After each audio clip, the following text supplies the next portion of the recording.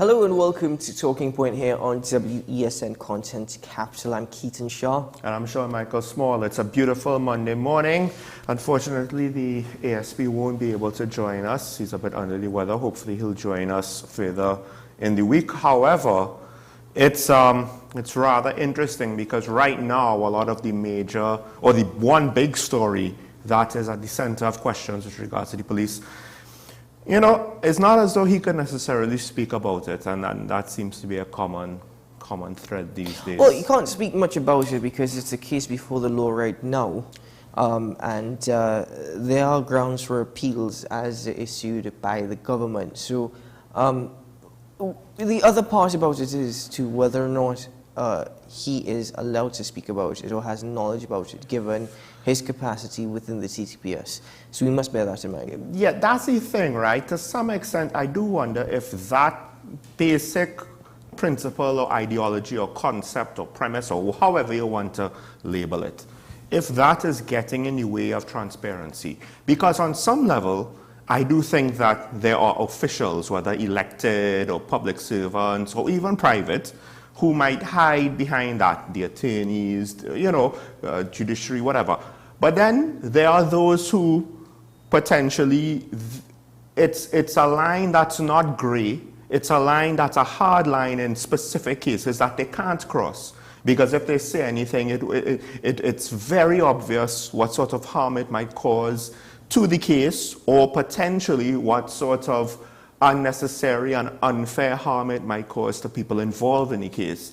So it's hard to know when someone is acting in good faith with regards to that, and when someone is just using it as an excuse because they don't want to face the music of the public's questions and opinions. Whether or not we see them using it as an excuse, I still understand the justification behind it. You don't want to publicly state the facts of the case because the arguments that are being put forward, whether it be from the defense or whether it be from the plaintiffs, that can jeopardize their arguments when you release too much information to the public.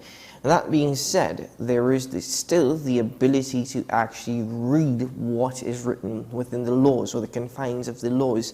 It's now up to the attorneys to interpret such laws and make the argument on their part. So I have no problem with them suggesting that I can't speak to the facts of the case, I can't speak too much on the case, but I could inform you and educate you on the laws of Trinidad and Tobago, and then I'll leave the rest up to the attorneys. Well, you know what? Let's go now into that story. Of course, let's start off. It's our first topic in today's Daily Review.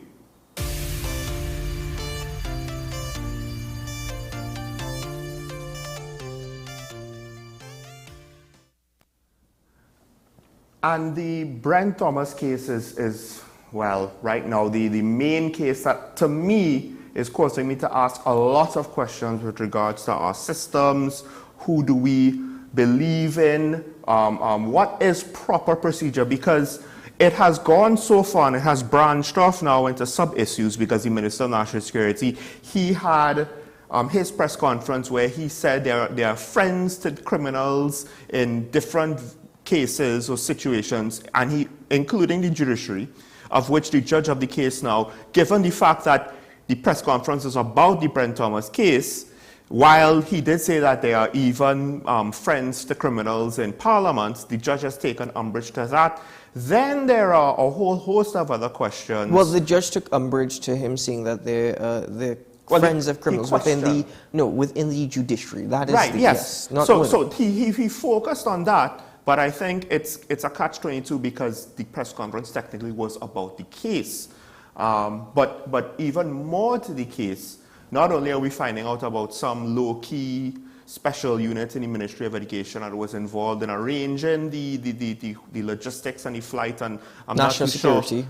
Right, I'm not too sure if they arranged the cooperation with the Barbadian police force. But then there's also just the case itself. Apparently, the government. It's not entirely clear. It could have been the lawyers for the state during the case more or less admitted that how he was apprehended was not necessarily correct. Meanwhile, the state is appealing. So on one hand, you have an investigation into whether or not the apprehension of Brent Thomas was either legal or above board or proper procedure. The commissioner is looking into that. The AG of Barbados is asking questions of his police. On the flip side, while that's going on, while to some extent the abduction is being questioned, we're appealing the case, or at least the state is. The state is appealing the case with regards to the stay of all criminal charges. On one hand, it makes sense because the minister is saying, well, look, we can't just return these items to him.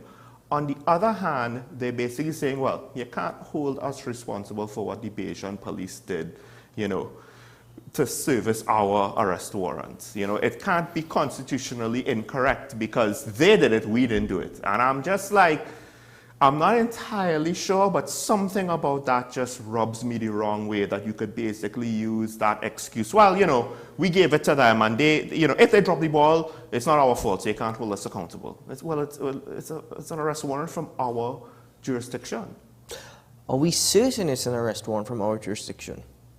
Can you say that for sure? I believe he's a current judge. The then assistant DPP apparently advised with regards to the police on arresting, not necessarily the procedure to arrest, but whether or not they had a case to arrest. So it's not as though, I believe Roger Gaspard was answering some of these questions, it's not as though it's made clear what those details are, but it seems as though there was a reasonable case. Now, it could have still ended up that him being not guilty, but there was a reasonable case of him being well, that's different, because custody. procedure is different to the actual reasonable argument being put forward.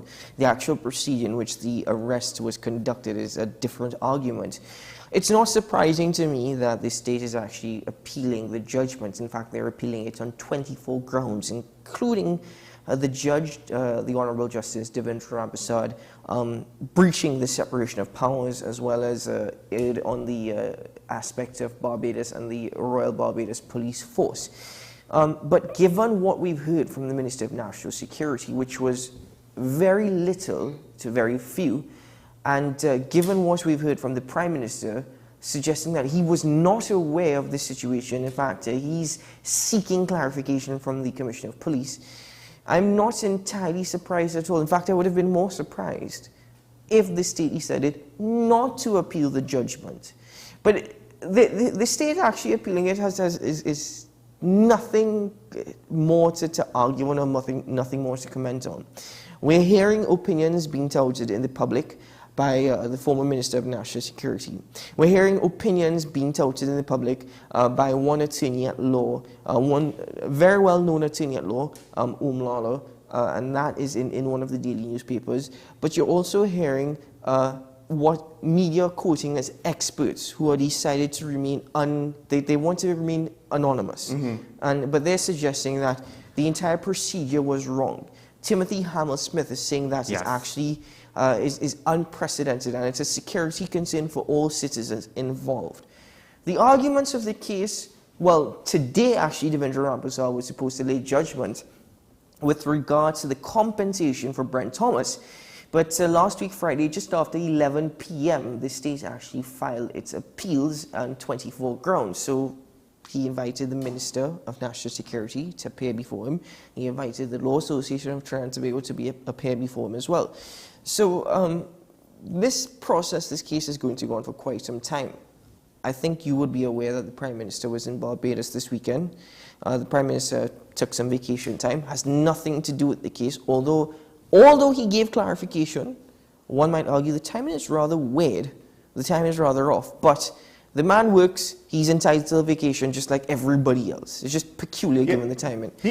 The irony of it is, I do believe Mia Motley is the Minister of National Security for Barbados as well. She holds both that and the Prime Ministerial portfolio, correct? If I'm not entirely sure, I can't say at the top of my head. Well, my point is, she hasn't, I haven't heard anything from her. She's left it to her AG, as far as I'm aware. Which I would think is the right thing to do. Right, but in the case of the Prime Minister, to some extent, I actually would to some extent like to hear from him. Although I do wonder if it's because he's the Prime Minister, or if it's because way back when in a different situation, he touted the fact that he's the head of the National Security Council, so he has the right to be involved. And then, I actually agree with you. I'm just saying that it's quite convenient, unfortunately, based on the context of his past statements, not based on what it should be. It's quite convenient that, well, you know, I'm not going to really speak about this, and I didn't know, and I would like to have some answers, and I'd like to catch up. And in a perfect world where you don't butt in using your hat as head of National Security Council on a different significant matter, we ain't talking about nothing minor. You can't, like, you know, wear it when the mood suits you. So now, again, the question goes, to what extent? Because the implications, we don't have the details, but the implications, we're using an RSS plane, but we're not a member of the RSS. You have to understand that it's up to the Commissioner of Police to comment and actually give clarification as per the actions of her officers involved, as well as where the orders came from. Why is it crucial? And I think a caller last week is, you know, if I'm not mistaken in this particular case, when I was saying that the Prime Minister should have been aware, he says by that logic the Prime Minister should be aware of every single raid that takes place by the police service, which is absolute poppycock and nonsense to even suggest. In an instance like this, it was in a foreign jurisdiction. Furthermore, the big mistake here, right, is when Stuart Young said in Parliament that it was an RSS aircraft. That is a mistake. That's valuable information for the public, but it's a mistake on his part and on the part of the government. Because now we have an understanding that's an RSS plane. According to some anonymous sources, and this is the thing, I'm always very peculiar when you speak about anonymous sources. You don't know who is actually giving this information and the validity of it. But what the individual is suggesting is that because Trinidad and Tobago is not a signatory of the RSS, this is not something that the Trinidad and Tobago Police Service can actually organize. This is something that should have gone through the Ministry of National Security, and by extension, the request would also go through to the Prime Minister because he is head of the National Security Council. So because Stuart Young made that confirmation in Parliament, it already blows open the perception where the Prime Minister says, I was not aware, and he's seeking clarification from the Commissioner of Police. To me, that's nonsensical. That is unfortunate, and it goes to show that how the Prime Minister is trying to make an argument, at least in this instance. I'm not calling him out for the case, you know. I'm calling him out on the awareness. Yes, exactly. On his awareness. That is what I'm calling out for. So this is where a lack of appreciation of proper procedure and kind of doing things sometimes with string and duct tape, proverbially, rhetorically, right, could get you in trouble. Because again, what is the portfolio of Minister Young? I understand that unofficially he is Mr. Fix-It, right? You send him into a situation, totally fix it, and usually that works. The problem is he made the statement. He had no ability to follow through or follow up with the statement, so it leaves the situation hanging, right? Now we have more questions after that statement. But also, he's the Minister of Energy and Minister in the Office of the Prime Minister. So under what basis is he aware of what's going on with a national security concern? And yet, the line minister, or the Prime Minister in this case, is unaware. Or is national security concern somehow under the purview of the Minister of Energy unofficially, and what we don't know is that there are two shadow ministers of national security. We just didn't realize that there's one on the government bench. Sean, what you said there is key in understanding this entire thing. Whenever you see a photo of meetings, I think the most recent photo was with the former Speaker of the House, Nazim Baksh, with regards to repatriating citizens from Syria or ISIS, what do you call this? These areas of where they're concentrated camps. My apologies. We saw that National Security Council meeting. Who were the individuals that sat there? The Prime Minister, of course, as head. You saw the Minister of National Security. You saw the Minister of Foreign and CARICOM Affairs. Right, of course. And you saw the Minister of Energy and Energy Industries. AKA the Minister of Everything. So Stuart Young is there. So if Stuart Young is aware of this operation, it's being brought to light, and he could actually respond in Parliament and say, listen, it wasn't a national security airplane or aircraft, it was an RSS aircraft. Then, again, it blows open everything. he's aware of it. That is a crucial part of understanding it. So unless there's some secret operation taking place and the Prime Minister isn't aware of it, then he needs to question and vet all his ministers. Because if this is true that the Prime Minister was unaware, it's very bad for his image. And whatever reputation remains within the public view, it's very distasteful as well. The wider implications, we need to, for the case to unfold, it's important to citizens to know, A, am I going to just be randomly abducted somewhere when there's an arrest warrant out for me using wrong procedure? Like this whole case, the irony is it could be thrown out because of a technicality. It could also, the appeal of the government is based on a technicality. But the wider question, I guess, that I have ultimately is with regards to, is it that Minister Hines is more or less a placeholder? He's a front man. Because the former Minister of National Security did not necessarily care to officially hold the post any longer. So they said, well, okay, fine. We'll trot out Hines out there. He'll be in front. And then, Stuart, you will still have to keep an eye on situations because in a cabinet of, I don't know, almost the entire government benches a minister in some capacity or other, you know, there are only so many that we actually trust to get anything done. But then the flip side is, to what extent is this country being operated because we have an unofficial vice prime minister that's to some extent doing the job. Maybe he's doing the job of the Minister of National Security, and we just don't know. Maybe to some extent he's doing the job of the Prime Minister, and we just don't know. See, my other concern as well for this entire case is that you're hearing about the $1 billion that has been spent for legal fees across the years, and how attorneys have benefited. The money that the state has had to pay out because of successful appeals from those who were defendants in cases prior to this one of Brent Thomas. Those are major concerns as well. But I think it is rather disturbing what is taking place. It is also rather disturbing that given the arguments put forward, and as a citizen, you feel absolutely nervous. Are you speaking about how he reported he was treated for the approximate 24 hours to get him in custody from Barbados to Trinidad? I think it's also disturbing, Sean, that if you are in a foreign jurisdiction, such as that from Barbados, and we're not entirely clear as per the procedure, because according to Omlala, commercial aircrafts are usually used in such operations, not even national security aircraft. But this was an RSS aircraft, so who put in that request? I have a lot of questions for the Royal Barbados Police Force, and I hope the Attorney General of Barbados is a bit more clear and a bit more open than what we've been privy to thus far.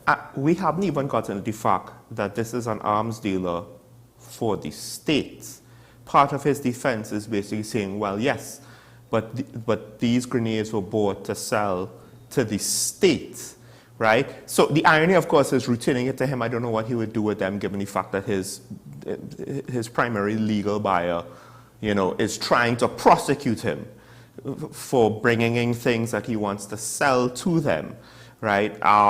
This is not a multiple suspected for multiple murder drug lord that we're bringing in here. This is somebody who technically does work for the state that this is being done to. So of course, if you can't talk about it because it's before the courts, we are left to ask, to what extent is this political fallout from the Gary Griffith FUL, whatever else you want to lump into that situation? Because they said, well, they got the suspicion off of one firearm that was used in a crime that had illegal records with regards to being purchased from him, etc., etc. So they did an audit on his whole business. What does that mean exactly? Because they haven't actually told us to what extent, outside the fact that he had guns that he's supposedly not supposed to have, grenades he's not supposed to have, except that he has a license from the commissioner for the guns. And you see, the thing is, I'm not going to sound as though he's a dealer for the state. I'm not going to sound as though I'm a defense attorney for Mr. Thomas, and I'm also not going to sound as though I'm a defense attorney for the state.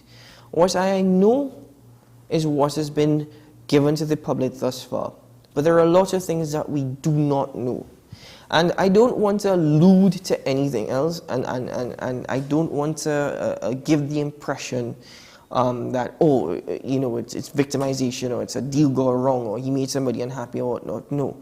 To me, I am only hoping that even because we've been aware of certain things thus far, as this case continues, I hope we are made more aware. I hope we get more information, because I'm not going to pass judgment right now, right here. I'm not a lawyer. I don't know every single thing.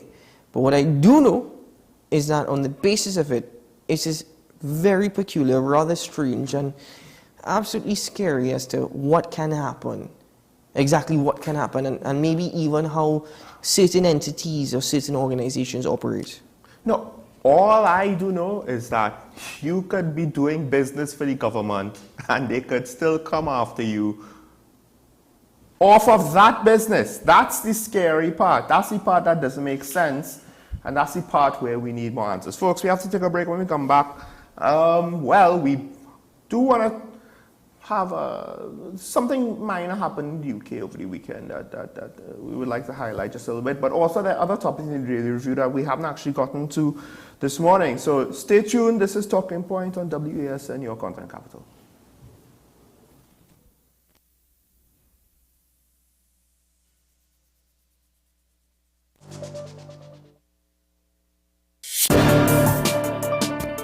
People really want to know, what about me? Where do I fit?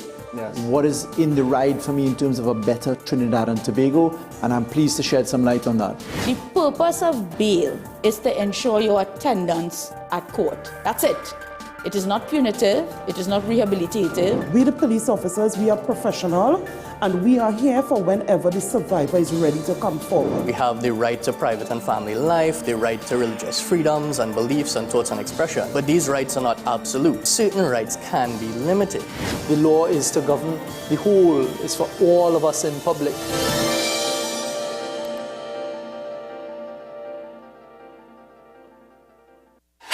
FanZone, your reliable, authentic supplier, has just gotten better. You can now visit our website www.fanzonett.com for your authentic wear and collectibles. The only place where you can use both your Visa debit and credit cards. Visit our website fanzonett.com to make your purchase today. The issue, the continued rise in the price of flour and its impact on the cost of living in Trinidad and Tobago. How should we go about it? I want to ask you, what has been revealed to you about the state of vulnerability in the country because of this exercise and because of what we're going through? Is the government losing the war on the vaccine front? The discussion should revolve around the common good for the greatest number of people in Trinidad and Tobago. How do we inculcate a sense of respect and regard for people who may not be of your own political ilk or persuasion? The communities are now being used by political opportunists. So when the tables are turned, it's the same way. Okay, this has been 10 Questions. I'm Andy Johnson, and we'll see you next time.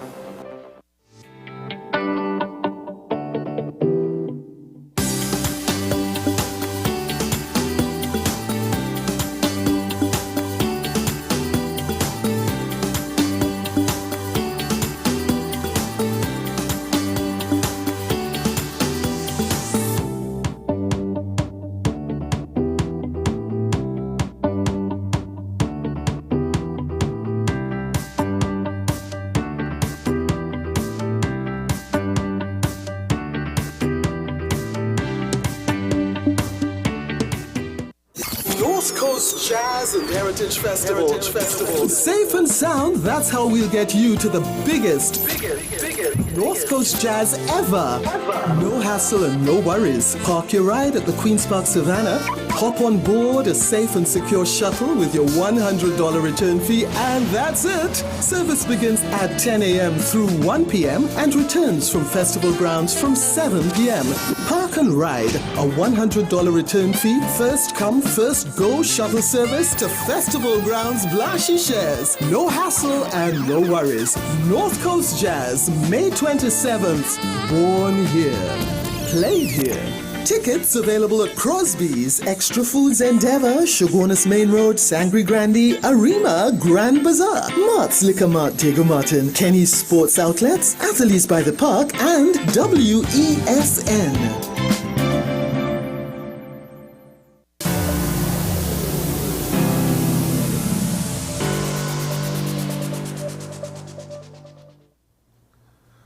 Well, it's been about 3 years plus since the global pandemic happened, not necessarily the start of COVID spread. And now, finally, the WHO has decided to declare that the pandemic is over. However, it comes with the caveat that COVID is still technically a dangerous virus that is out there within the world. However, we have not necessarily heard of anything serious or significant about COVID for quite some time. The question now is, have we finally reached the stage where we don't have to worry about any mutations causing a return to the global lockdown scenario that we had before? It's more or less something that now everywhere around the world has reached to the point where we're now living with it. It's within the society and life goes on. I'm confused. I'm very confused. I've done my research. I've tried to dive as deep as possible into this particular situation. The World Health Organization has suggested, well, not suggested, but has declared COVID-19 the end as a public health emergency. But as far as I'm aware, that does not mean that it's the end of the COVID-19 pandemic. It's the end of COVID-19 public health emergency. Oh. So this is where this is where I am confused because because various media outlets globally are reporting that the WHO has said it's the end of the COVID-19 pandemic. But as far as I'm aware, the words from Dr. Tedros is that it's the end of COVID-19 as a global public health emergency. Because one would think that's the whole point of pandemic. As far as I'm aware, there is no pandemic means a global health situation. But this is where I'm saying that's a good catch. I need clarification with this because I know I've done my research. I've tried to and globally media outlets are giving conflicting headlines. How is it no longer a global health issue but still a pandemic? Well, still a pandemic because the virus is still global. It's right. But it's the end of the public health emergency because there's no need. It's not necessary to have certain public health restrictions in place. I think here's the irony. I think that literally all of the reporting is wrong. But with regards to the actual intent, for all intents and purposes, we associate the word pandemic with the global health emergency, right? But to say that, well, there's an AIDS epidemic here, but we don't necessarily think, oh my gosh, there's this lockdown because of this, or there's an epidemic of whatever disease in whatever region, but it doesn't affect the region as COVID did. So I get it. I get what he's trying to say. Now the question is though, that's I believe is the general intent as interpreted by the media, how the media interprets the words pandemic and global health emergency and all of that.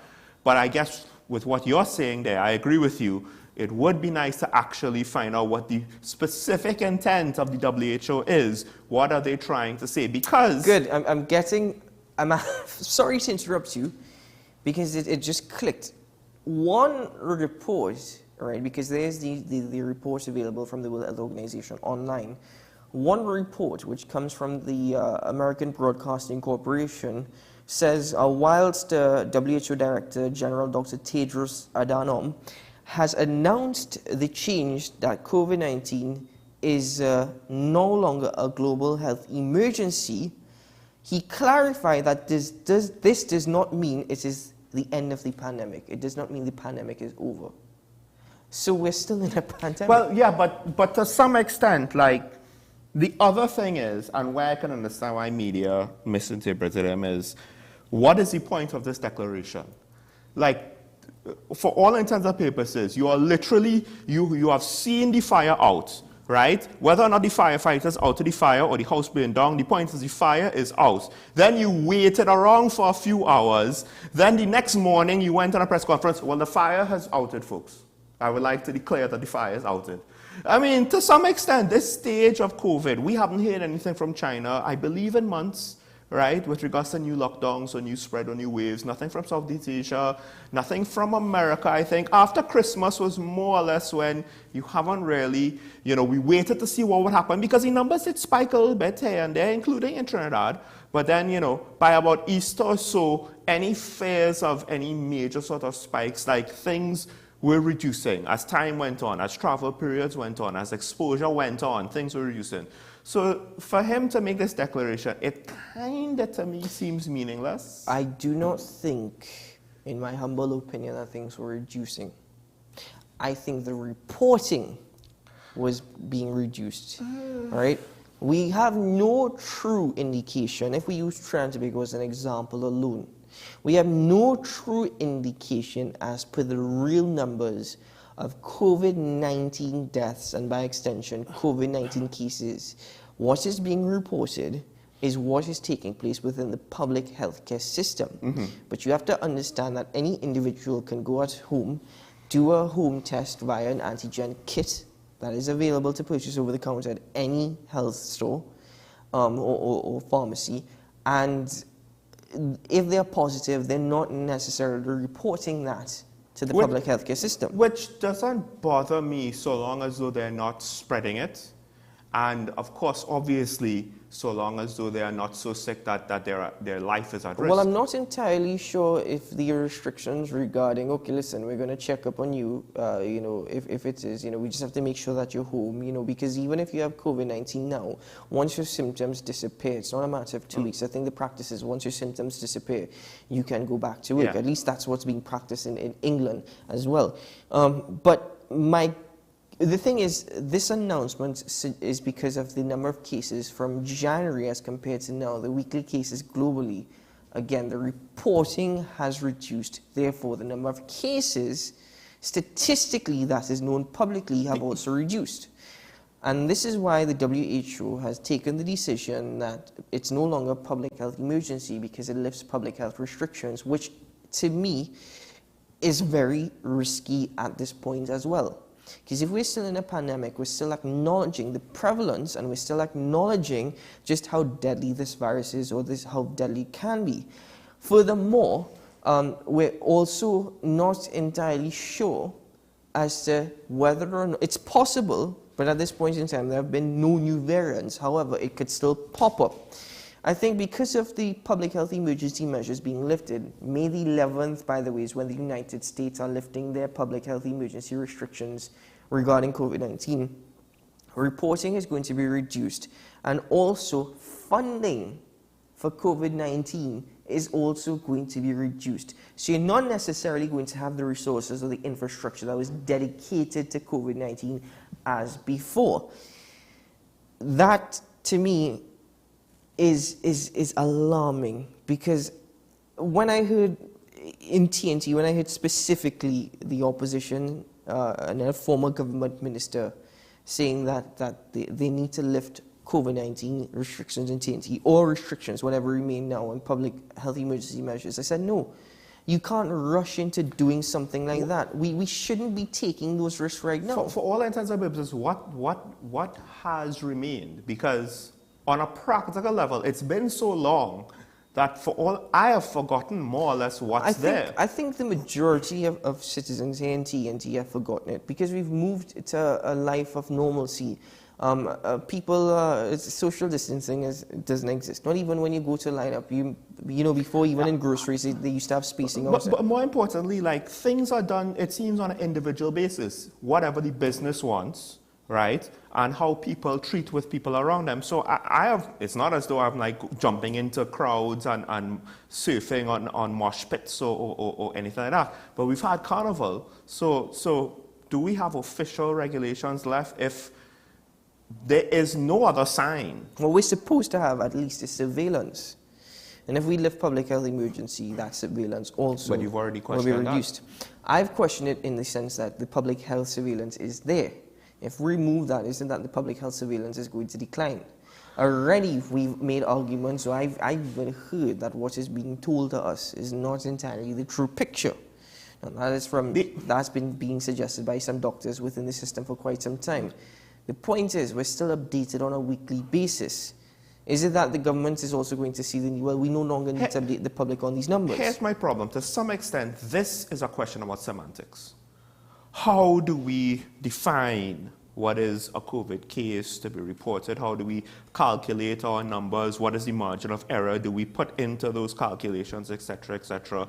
Like, it's all about maths and statistics and semantics as much as it is about medicine, because we can't get people to seem to agree on very specific criteria about how we're going to describe this situation and measure it to say this is what it is. Because that's the irony about facts, folks. Sometimes, yes, facts, something you could measure, granted, but it's then how do you define what is the criteria of measurement that is not always agreed upon. And therein, that's why in other issues, including this one, the facts have been disputed, the facts, and what bothers me is that COVID-19 has been political from the very beginning, and now it seems as though perception is playing into the side of, well, let's underreport it, as opposed to potentially before. I remember there was a time before when perception was being played into, well, the government is saying anybody that died that had a positive test was COVID. So it was potentially over-reporting it. So is it the same conspiracy theorists? Is it different conspiracy theorists that are offering up these things? I'm not saying that they're both wrong. I'm just saying that someone who is an observer now on the political side of it with regards to the politics, I am very wary about this topic just because criticisms are coming literally from all directions. Like, it's not consistent with regards to any one ideology of thinking. It depends on what you as an individual, and in this particular instance, you have a certain responsibility in the position that you're in and the seat of which you hold. And if you choose to subscribe to conspiracy theory and go along with that particular practice or that ideology, then that's, to me, that's your loss. You know, I think a key component, though, I've made that statement, I must also acknowledge that now it's very difficult for you to actually separate what is a conspiracy theory from what is fact, just because of how the globe and the world has moved. But I think what we need to understand is that COVID-19 is here and it's here to stay, right? The bigger issue for me as an individual, it does not mean that you should let your guard down. It does not mean that you should accept, okay, because it's here to stay, I can't really do nothing about it. No. I think it's taught us that there's certain practices that we should continue. A simple, basic thing, and I'm not saying that you need to continue wearing your mask, because even I don't wear my mask as often as I did. I'm still up for aware of certain things and where I should be wearing it. It's like over Carnival, I wore my mask. But I also think that certain practices, sanitizing your hands, washing your hands, covering your mouth when you sneeze, putting your hand to your shoulder. These are things that even though people are saying, okay, public health emergency is over, no, COVID-19 is still here, it's here to stay, and we still need to do our part. I actually very much wish the sinks to wash your hands, because sanitizers, it's too harsh, and you have to use it way too much, especially because of COVID. Because I didn't have problems with sanitizers before COVID, but just the sheer amount of times that you ended up using all sorts of alcohol and chemicals on your hands. You have to understand, companies are not necessarily going to invest in that because they see it as an unnecessary cost. Right. They're going to see it as an unnecessary cost. Oh, listen. Actually, there's one small mini mart in my area. They still have their sink.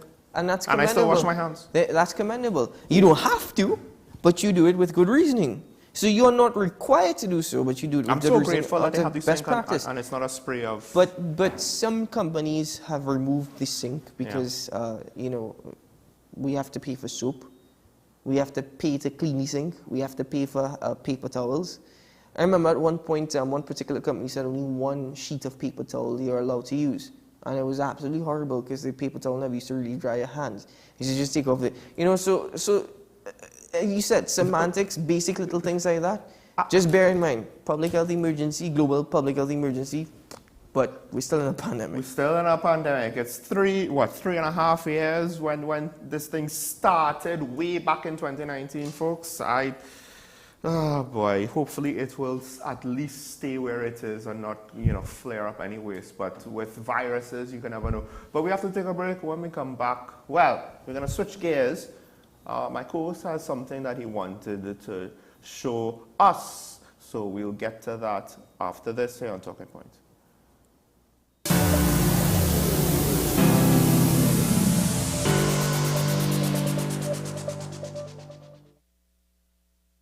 With society plagued by a host of issues, with debates surrounding our urgent concerns falling short, with questions of our future not always being answered. The conversation continues. Join me, Kemuel Pascal, as the voice of the youth comes to life. We will confront the controversial topics of today's world to gain answers that are key for a better tomorrow. One and One with me, Kemuel Pascal. Wednesdays at 10 a.m. Only on WESN Content Capital.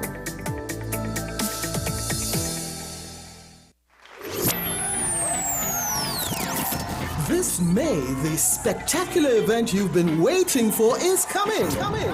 May 27th, celebrate amazing North Coast Jazz and Heritage Festival. Festival grounds, Blashy Shares. Born here, played here. Tickets available at Crosby's, Extra Foods Endeavour, Shogunus Main Road, Sangre Grande, Arima, Grand Bazaar, Mart's Liquor Mart, Diego Martin, Kenny's Sports Outlets, Athletes by the Park, and WESN. The best laptops and tablets are at dbesttoys.com. Get a Gateway 14.1-inch Ultra Slim notebook or an HP 14-inch laptop at the best prices in TNT. Get the Fire 7 tablet for $474. You can also shop the latest Amazon Fire Sticks. Call now at 32-DBEST to order or visit us in-store at Forces flagship MacBean. Shop online now at dbesttoys.com. Free delivery available throughout Trinidad and Tobago. Cash or links on delivery. Every word, every line, every paragraph depicts a real moment in someone's life. A father, a sister, a mother, a brother. We at Newsday are dedicated to you, the people, and through independent, unwavering journalism, strive to always bring your stories to life. Because your stories are more than just words. Newsday, independent and credible.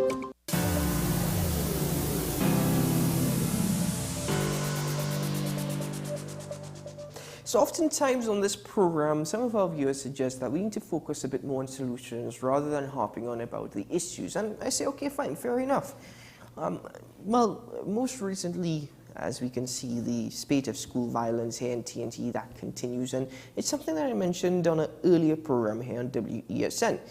Now, this particular video comes from Antigua and Barbuda, where it seems as though the Ministry of Education has found some solution to dealing with uncooperative students within the secondary school system. Now, we can debate whether or not it's actually going to work, or whether or not it's even a good idea, or if it's just a band-aid. I'll tell you what, we'll get into that conversation afterwards. But let's take a look at this report from Antigua and Barbuda, where 12 girls who were involved in a school fight just before the pre-Easter vacation break, well, they've now signed contracts with the Ministry of Education. This includes community service, by the way. Let's take a look at this report.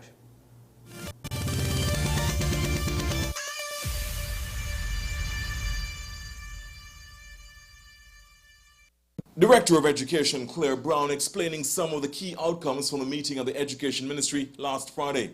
The Ministry of Education would have determined that all of the children would be placed on behavioral contracts, would be subjected to counseling, and they too, each of them, each of the 12, would be put to some form of community service, will be asked to undertake some form of community service. They were third formers, fourth formers, and fifth formers. 12 girls were involved in the March 31 fracas of the school. The meeting of the Education Ministry last Friday followed the submission of a detailed report from school officials of what transpired in addition to recommendations. The Director of Education explained behavioral contracts have been signed by students with their parents. And they understand that they were required to sign a contract. And the behavioral contract that we required them to sign talked about coming to school every day, going to classes on time, staying on the school grounds, be prepared with the appropriate materials, have a positive attitude, and focus on learning, take responsibility for personal belongings and respect other people's property, not engage in any form of bullying, inclusive of cyberbullying, resolve conflicts, seek to resolve conflicts peacefully. 1 third former and 2 fourth formers have been identified by the school as major players in the brawl. It has been made clear to them in no uncertain terms what is expected of them going forward. The ministry will go to the ultimate in the event there is the last resort punishment allowed by law in the event that there is any major breach. We understand that we have to counsel, we have to encourage, we have to support, because they're still learning. And so the ministry is not jumping to any kind of last resort punishment at this time. Meanwhile, in relation to fifth formers involved in the brawl, they have been told there can be no breach between now and graduation day.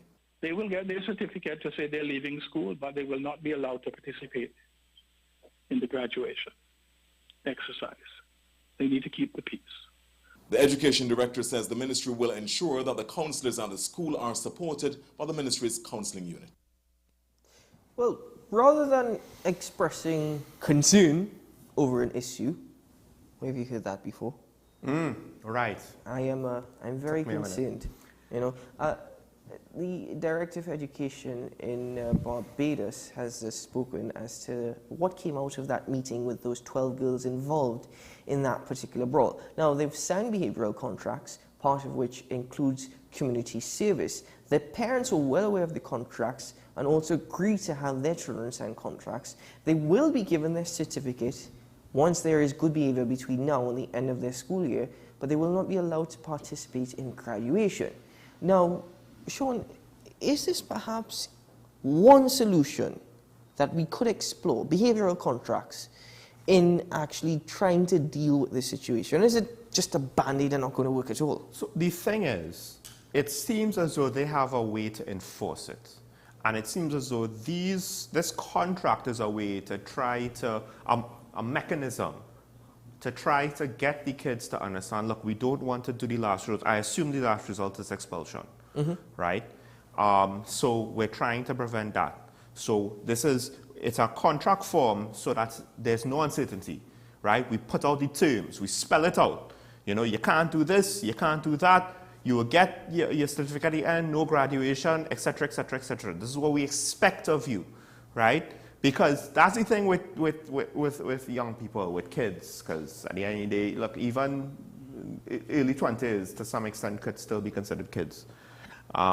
If you don't spell things out for them, they might say, well, I didn't know, and to us it might seem like a poor excuse, but to some extent in their brains it might actually, on a practical level, be the truth, not necessarily valid, just the actual truth. So you spell it out for them, no uncertainty, and this is how we enforce it. For TNT's case, I have two questions. One, do we have a mechanism that is similarly strong enough to enforce it with regards to the criminality or the criminal behavior of our young people, or rather the aggression that could then turn into criminal behavior? I do wonder if it's not going to work, because expulsion for the worst of the worst is not going to make much of a difference. It's not going to be much of a threat to them. The flip side is what undermines, or what can undermine, an attempt to use a contract, right, in order to get troublemaking students to fall in line. It might work with some. Will it work for those who are already looking at at society as something that they are not necessarily going to participate in and eventually could end up in a life of crime. Well, they clearly won't necessarily look for that unless you have something else to kind of break them out of that behavioral pattern. For others, it might work. But the other thing that undermines any sort of contract is the fact that the way how our society, our government, and one could even argue how the schools themselves treat the students, to some extent, I wouldn't be surprised if the students will be like, yeah, we'll sign the contract, but it's kind of like a joke because throughout their entire life, they've seen examples of poor accountability from authority figures. So what's the point of this? This is just, and to them, it would be just a Band-Aid that won't really solve the issue.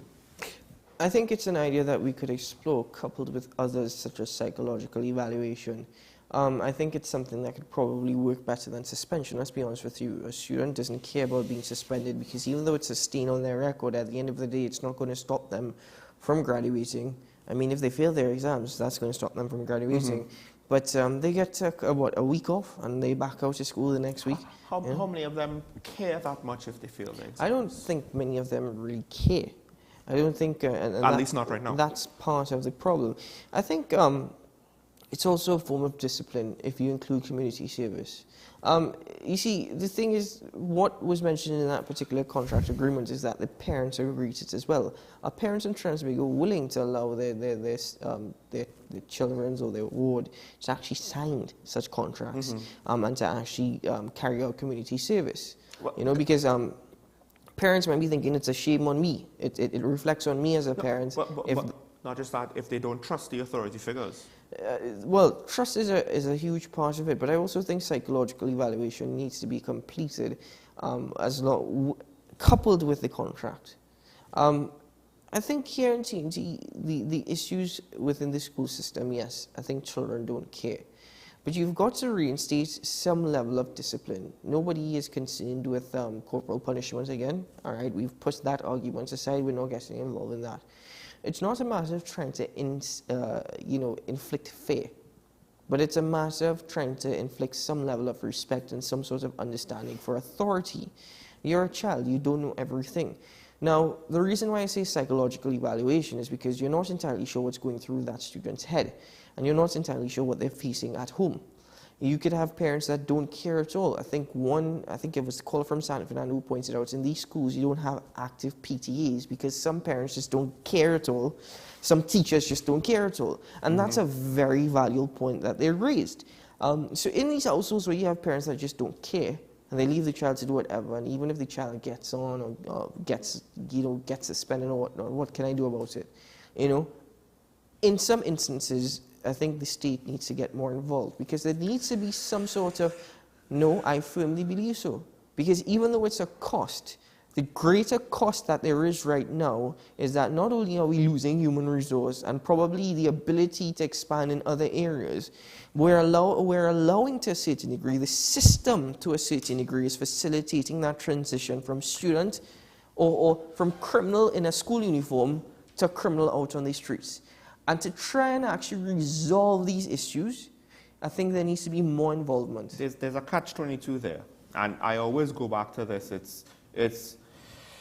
We are in a catch-22, folks, because we complain about the government, but then when the private sector, something goes wrong, or in our private lives, in society, something goes wrong, technically speaking, we look to the government to fix it because for some extent, they're the only ones who can or in a position to make the attempt. But with regards to the government getting involved with parenting, first of all, the institutions that we have, because that's those cases that are at the worst end of the spectrum, that's what it might require to take them out of the guardianship of their parents. But the alternative of state institutions are not much better, right? And then now, to what extent has the state been successful with regards to its programs dealing with students without having to resort to that step, especially in those cases where the parents just don't care? I'm not making an argument for the state to get involved in parenting I'm making an argument for the state to get involved in the education aspect and the discipline aspect. Now, if you want to help with parenting, you don't necessarily get involved in parenting, but just as how the NPTA does have classes or the NPTA does have seminars or workshops to help deal with these situations and how parents can actually do better in terms of their practice or behaviors within the household and how it reflects off of a child, the state can also support such. The state can intervene and convince, hopefully, some of them that, listen, you all aren't doing enough, you all need to do more if you want your child to succeed. And they'll come around, right? I truthfully believe that there will be those who they just don't know any better, they'll come around. However, the ones that truly do not care about their children, right? I don't know to what extent state intervention will work to get them to do a better job. Punishing the child is not going to help. That is definitely a band-aid because the underlying cause is not to do about the child. It's not something the child could fix if it's because of the parents and their bad parenting that's causing the child to act out. But the solution should not be that we're taking such individuals following graduation and allowing them to be part of certain services such as the Army and the Coast Guard or whatever, because that's what you hear happening. You know, I go and leave school at Form 3 or Form 5, and I know many people who say, okay, you know, we've ended up in the Army, we've ended up in, the Defense Force, we've ended up with the Coast Guard. So I've met some people who've ended up in the Trans-Tobago Police Service. Right? Nothing wrong with that. If you're looking for a job and you're trying to go on a better path or forge a better path, because that actually should be. The mistakes as a teenager, yes. You know, I'm trying to better myself now. But it should not be, okay, you know what? If anything happens to me after Form 5, I don't make it through. I don't really care what. I will just do this. No, but to some extent, you know, history has shown, time immemorial, people who are maladjusted to society, and sometimes it's literally because they don't fit. They are wrong. It's a round hole that we call society, and they are square pegs. And National Security Service is like a different type of lifestyle that works for them. Also, there's the fact that, look, usually that basic training aspect will get some discipline back into their lives and turn them around. There are many avenues for success stories, but how we have our services in our National Security Ministry, something is wrong there. We're not seeing that work its way through. I'm glad you said that because you just made a point, but you were comparing it to what you would have probably heard from foreign jurisdictions, not necessarily Trans-Tobago. Well, so bear that in mind. I think to some extent it might happen in Trinidad, and it might have used to happen in Trinidad and Tobago, but it probably happens a lot less, especially now, if it has happened before. Well, the question of discipline is not one that could really argue against. We live in an indisciplined, violent society, and people don't like to acknowledge it, and people like to stray far away from it. It's in a blind eye to it. But I'll tell you what, we'll try our very best to continue to speak about solutions, and we'll try our best to do our part. But for now, let's take a break for news on the hour. When we return, well, we'll open up the phone lines. Stay tuned.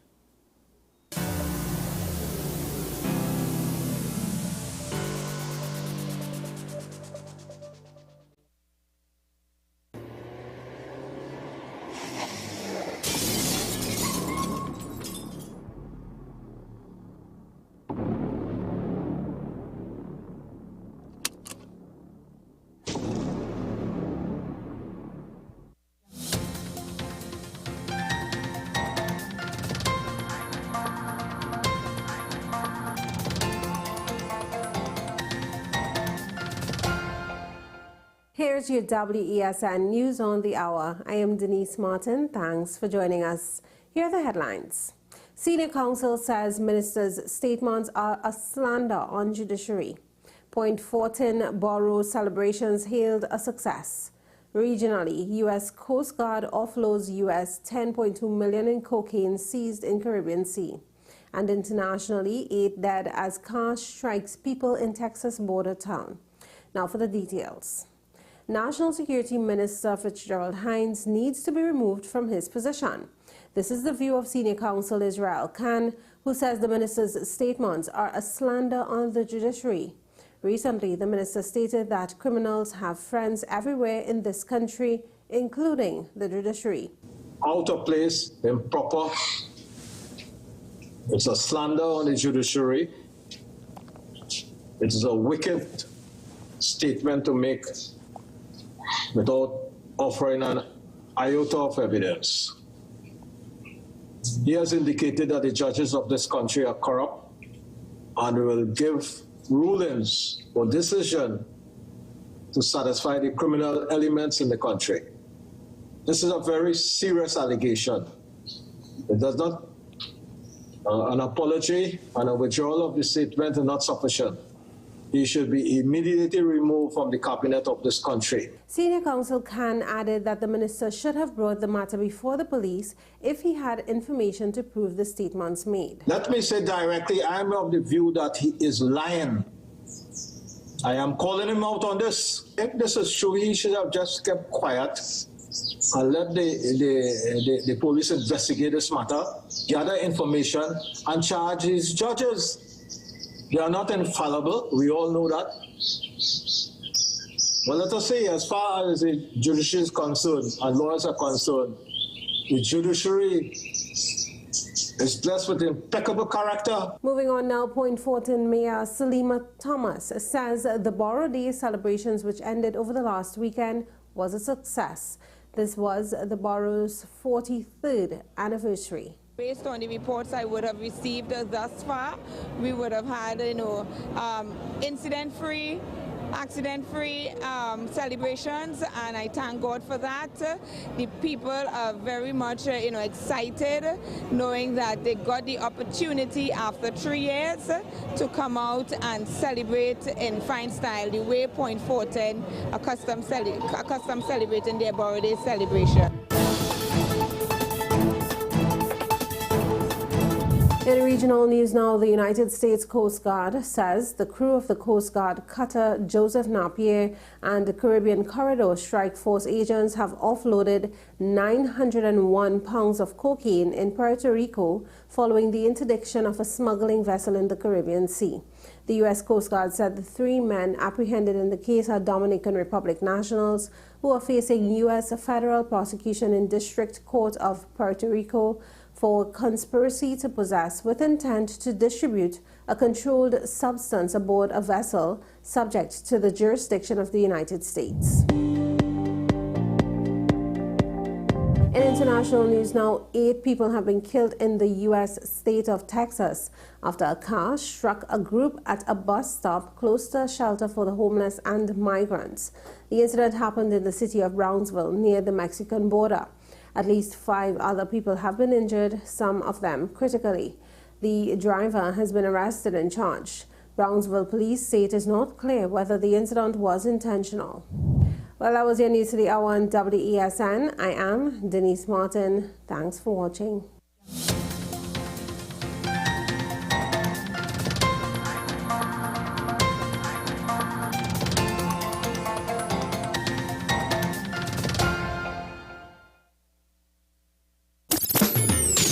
Artists you'll meet. The sounds will astonish you. Superb voices, new artists, simply refreshing. Celebrate amazing. May 27th, North Coast Jazz and Heritage Festival. Festival grounds Blanchishes. Born here, played here. Tickets available at Crosby's, Extra Foods Endeavour, Shogunus Main Road, Sangre Grande, Arima, Grand Bazaar, Mart's Liquor Mart, Diego Martin, Kenny's Sports Outlets, Athletes by the Park, and WESN.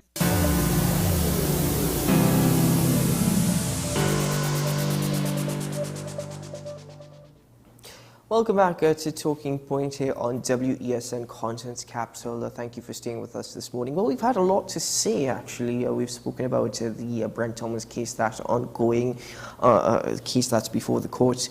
We've spoken about the COVID-19, well, we're still in a pandemic. It's just no longer a public health emergency. What does it mean? According to the World Health Organization. And we even focus on the possibility of behavioral contracts as a solution to dealing with the uncooperativeness of some students within the secondary school system. But I think it has to be coupled with other things. So I'll tell you what, why don't you share your thoughts and opinions with us now here on Talking Point. Feel free to express them. Just be respectful and be concise with your points. We don't have to get an entire lecture. Your points could be made within a 4-minute span or less. and always be mindful of turning down your television volume before calling in on the program. So the phone lines are open, the numbers are on your screen, and Talking Point is ready to hear from you, the viewer.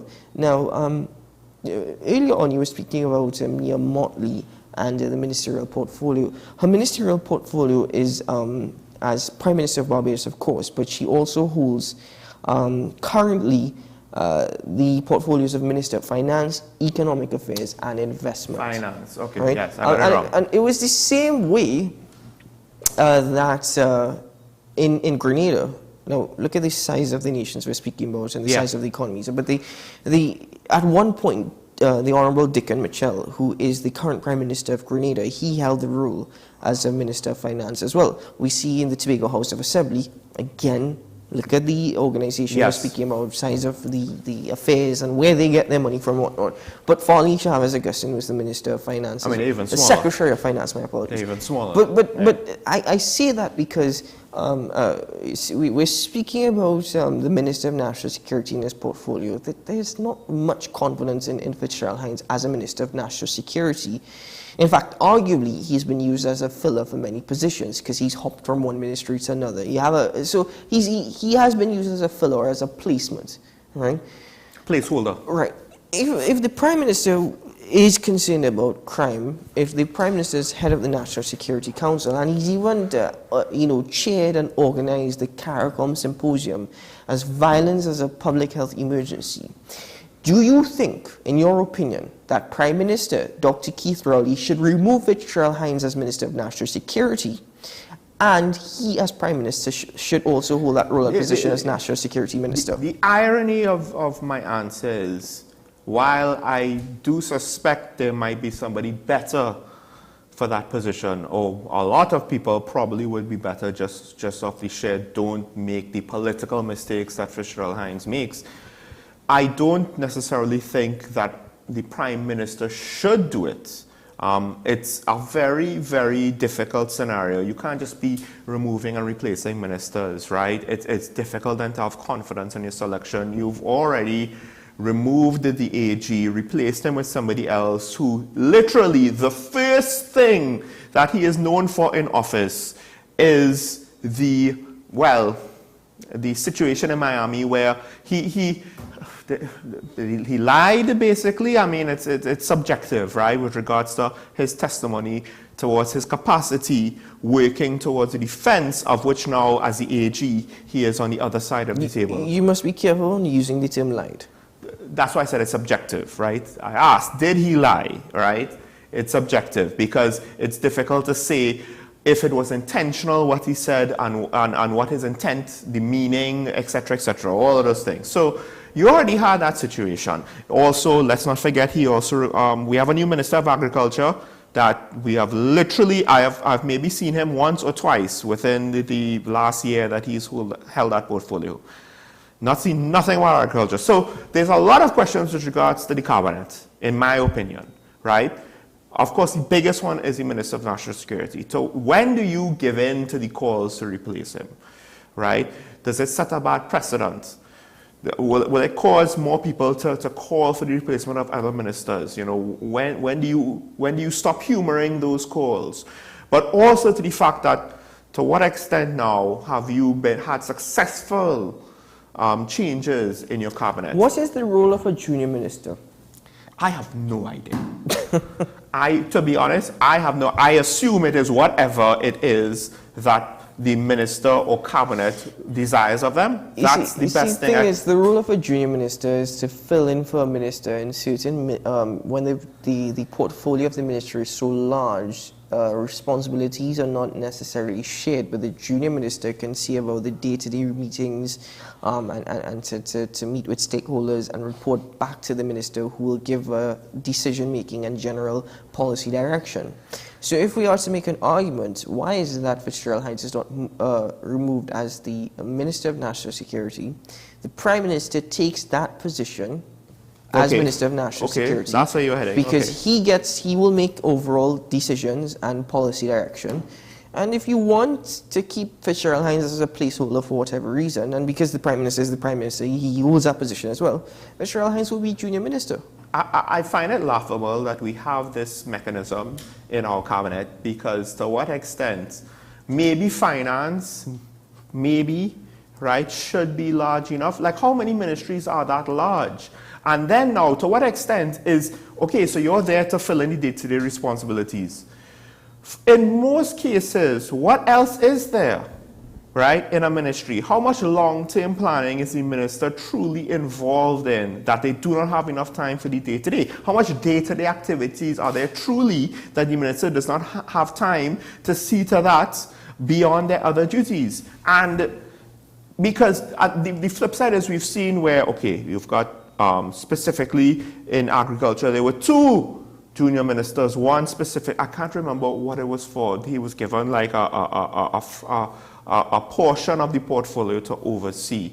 Like, to some extent, maybe I could understand that, but I mean, it goes back to what I said about Stuart Young. Is he more or less just the prime minister behind the scenes because he's sorting out the day-to-day meetings potentially? We don't know, based off of that definition.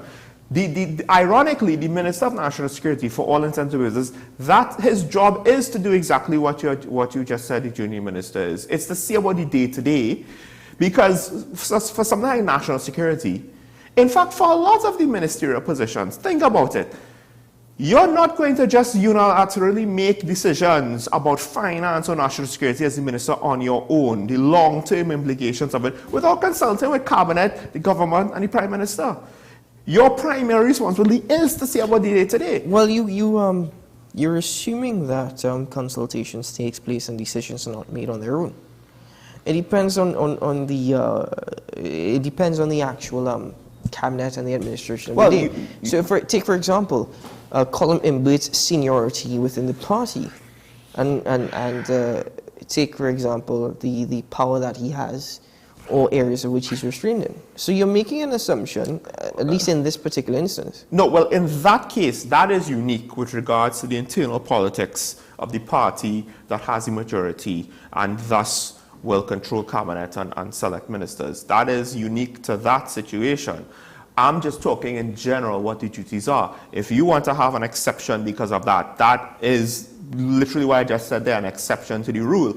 But the fact of the matter is, when things go wrong, who do we look to first? The Prime Minister. Who do we hold to account first? The Prime Minister. The big cheese at the top. So if he is going to have to take the blame, to some extent he should be consulted.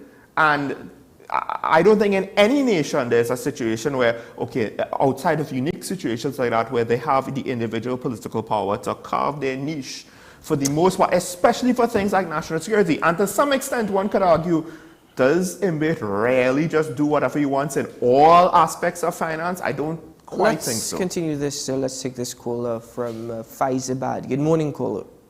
Good morning, gentlemen. Good morning, Trinidad and Tobago. Good morning. Morning. I find it difficult to believe that the Prime Minister is unaware, as head of National Security Council, with Mr. Thomas. I find it very difficult that the Minister of National Security is unaware of it as well.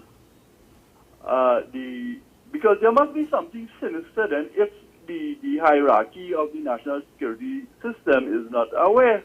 Mm-hmm. Because the Attorney General from Barbados also made a statement and saying he's unaware of it. So I want to also mention that Trinidad and Tobago, from my research, has shown that Trinidad and Tobago is not a signatory to the RSS arrangement. So to get that aircraft to bring Mr. Thomas, I don't think the Commissioner of Police have that kind of power. Neither do I. You know, it confuses me. Mm-hmm. Because another thing I want to touch on, gentlemen, the pundit guy Maraj last week, mm-hmm. he was all over the news, and the news made a field out of him as well with his statement. Ironically, the statement by the radio talk show host that you all would have promised to investigate when I spoke about it the last time, I can tell you that the home invasion increased after her announcement. People would have taken her advice if I am to see, and if I am to believe that there was an increase, well, I knew that, So her supporters would have taken her to her guys, and she's a known activist of the PNM and a talk show, so we should be dealing with her. And the pundit at the same time bring two of them on the station and we have a discussion. Okay, cool. I two hear of you. them seem to be at odds. You understand what I'm saying? We can't bury head in the sand because PNM in power, and we don't want to highlight an activist and a talk show host. The other thing, with respect to Mr. National Security, if he is incompetent, we need to remove him. We have to remove incompetence until we get it right. There is nothing that we shouldn't do this, and we shouldn't. We have to fix it, gentlemen. And the way to fix it is to get rid of this gentleman. Clearly, he's incompetent. Thank you. Have a nice day. Thank you very much. So, here's the thing. Who judges the competence of ministers? That's a loaded question, but I think I will try to make the case that we're not talking about a technocrat, we're talking about an elected official taking this position. Now, maybe if we had constitutional reform, then this would be different. But you're selected from the ranks of MPs or senators, so you're not necessarily elected, but for all intents and purposes, you're political. So I think the population, the public, if the public loses confidence, granted, if supporters to the opposition party lose confidence in a minister, that's one thing. That's okay, fine. But I do think that outside of die-hard PNM supporters, it's becoming a bit more widespread now, where every now and then something is said that angers somebody with regards to the minister's take on crime or the minister's take on his duties or the minister's take on who is responsible and what is the cause on crime. And at the end of the day, he's just all over the place.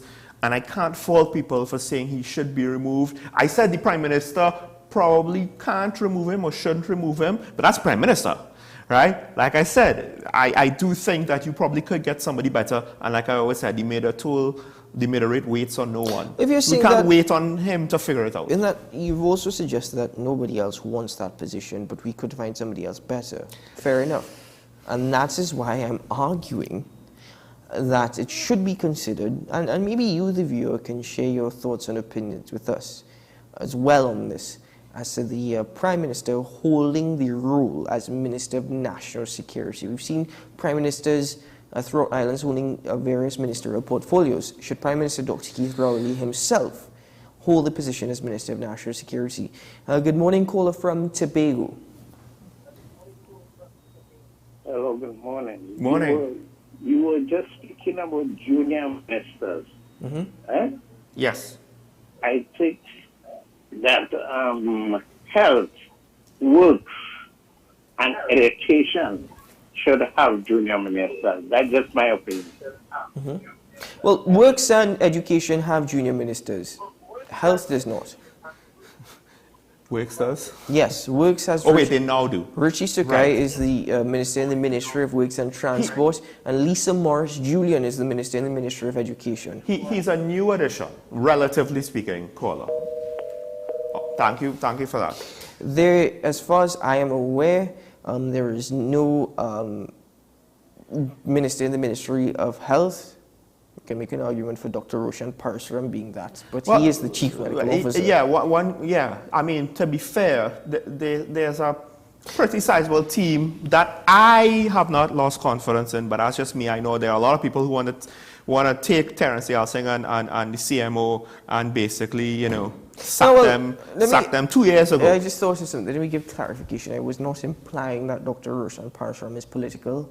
I'm just stating, based off of my experiences being at some of these press conferences. The actual work in the ministry. The actual work in the ministry. The technical work, not the political work. So let me just give that clarification. Back to your point. I think national security is important enough where it should have its own line minister. And it's understood. Around the world, it's understood that for things like that, the head of state, the head of the executive is involved. The Prime Minister has the President of the United States has a Secretary of Defense, but ultimately, he is still the commander-in-chief, or she would be the commander-in-chief if it's a woman. So I think it's an important enough situation where, and listen, if you want to have junior ministers on top of that, all of that's fine. I think the problem is the arrangement is proving to be just results-based, less effective than the bulk of the population would like. So I can't, and it's been going on for quite some time, so I can't argue with people when they say, because one of the main functions on the political side is the communication, is the reassurance, is the leadership on that macro level, which we don't really see. We see someone who's like, I want to wash my hands of responsibility and just facilitate people who I want to, delegate all the responsibility to. So if you have any issues, you could blame them. Similar to this Brent Thomas case, it is a police matter because, heavens forbid that a foreign asset somehow was requisitioned by the police. I don't know how that's supposed to work. I really don't know how that's supposed to work. Mr. Minister of National Security. So I can't fault people for that. I'm just saying, politically speaking, it's not so clear-cut for the Prime Minister. So that was to the specific question. I can't remember how you worded it. I think it's going to give greater accountability. Again, you base it off what the Prime Minister says, but it's also the public perception that could put greater pressure on the Prime Minister. See, right now, the Prime Minister is not being held to account as he should be. Caller from Faizabad. One thing is, it's not so much on if we want or don't want them on the show, It's more so, especially having debates generally tends to be something that political activists, political operators, politicians, we don't get the sense that they want to do it, and half the time they don't even want to speak publicly about whatever the pressing issue is. So there's always that catch-22. But to be very honest with you, caller from Faisal, I think off air you need to call in and share some information with me, because I'm not sure as to the exact radio whom you speak of. And I remember you giving an idea of the comments that they made with regards to you suggested encouraging, home invasions. I need a lot more information, because I would need to verify such before bringing them on air. I'm not going to actually interview somebody based off of hearsay. I'm not saying that you're misleading or you're not telling the complete truth. I'm just saying I would need more information from you so that I can carry out verification checks and before having an interview. But I think that if it is true what you have suggested, then you're right. Just as how we've brought Pundit Miraj on the program, I'm more than willing, and I think I'm very much open to the idea of having a conversation with these individuals. Yeah. Also, the next thing too is that yes, Keaton had Pundit Miraj on his show, and it's a catch-22 because to some extent, and we've spoken about this both on air, off air with other guests. To what extent do you want to highlight these issues? The flip side is you can't leave them and not treat with them and kind of leave them to fester on their own. That's not necessarily responsible either. So yes, the other side could be interviewed, but it's not necessarily something that you want to have a lot of talk and interview and discussion about. Why not? Well, you see, for me, the thing is, I say why not, because if I'm shying away from it, I'm only contributing to the problem. I need to try, and I want to try, at least in my position, to try and break this racial tension here in TNT. And at the end of the day, I think politicians and past and present have used it as a weapon or a political gain, given the level of ignorance or however you want to phrase it that exists within the public domain. They've held a certain level of responsibility for allowing it to be where it is and allowing it to where it gets. But individually, somebody can make a decision for their own. And I think we need to try and break these tensions. I don't mind having these conversations and calling them out. And I'd like to have a better understanding as to why people think this way or why they see what they suggest. Let's use one of the other conversations this morning as a little bit of an analogy. With COVID, it got very political. And eventually, what came, especially out of the States, and it affected the debate here, I think, far too much. The politics mattered more than the actual topic itself. Because, again, you could get into the weeds about what constitutes to a death by COVID or what should be the regulations or whatever. How do we measure statistics? What are the criteria to be a measurement, etc., etc. With regards to this situation with the home invasions and how do you attribute blame and stuff, ultimately speaking, it's very difficult to get the entire 100%, all the details, all the information, have a perfect picture with regards to it, exactly how much of it was not racial, how much of it is race, etc., etc. Is it 0? Is it 100? Is it somewhere in the middle? And unless you have things like that, it's going to be very difficult to put or to kind of put everything that some of these discussions consist of to bed, to finalize and say, well, listen, we could tell you objectively speaking, you are right or you're wrong, or you're only partially right, and here's why. It's a subjective topic to some degree, and if you highlight it too much, my concern is it might end up like COVID, where it just turns into this big political thing, like what you see in the States with regards to certain aspects of race. And in fact, what you see in our politics right now, the politics of the racial talk matter more than the actual solutions to racial divisions. And who has deemed it that way? That's just what it seems to be like. Because but who has deemed it that way? I would say, to some extent, society, with how they treat with the whole situation. And precisely why I think there is a need to have these conversations and not shy away from it. If you want to use the example of politicians and holding a certain level of responsibility, we give them that power and authority. A die-hard UNC supporter is not going to say, Dr. Gopi Singh, you're talking nonsense. Kamla Prasad-Bissessar, you're talking absolute nonsense. You're not good for the party. A die-hard UNC supporter is not going to say that. And by the way, Dr. Kirkme, if you're watching this morning, I'm still waiting for a response to you. My formal letter that was sent to you regarding interviewing the Honorable Kamla Prasad-Bissessar, is it that she cannot be interviewed by the media, or she doesn't want to sit down to have a one-on-one conversation because she doesn't have all the voices around her advising her how to respond? But at the same time, a die-hard PNM supporter is not going to say, Fitzgerald Hines, you're doing absolute nonsense, you're a complete waste of time. Yeah. A die-hard PNM supporter is not going to say, Lisa Morris-Julian, you just concerned as minister in the Ministry of Education, you're actually not doing it. And this is the point. We have given them that power. We as the people have given them that power. We as people have given them that support and authority. We do not support ourselves. We're not supporting ourselves. We're selfish towards ourselves. And because we're selfish to ourselves and we don't think of everything as a whole, we're selfish to society. I guess the main question is to what extent, because again, we've had these questions come up. Who do you have the discussion with in order to have a responsible discussion?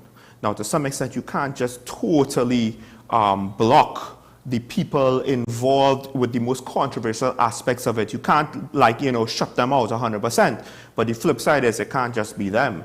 Depending if they want to be constructive and they're willing to somewhat come down on the rhetoric a little bit, then maybe. But if to them it seems as though it's literally just about their message and ideology, and it's a very stubborn, hard and fast, I'm not too sure.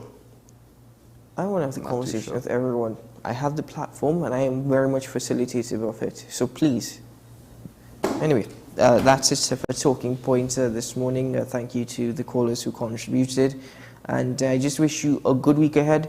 That's Sean Michael Small. I'm Keith and Sharon. Remember, today is a good day to have a good day. Make it a good one. Make it a productive one. And, well, let's just hope that things go good. Where we see you tomorrow morning again from 8 a.m. Bye-bye.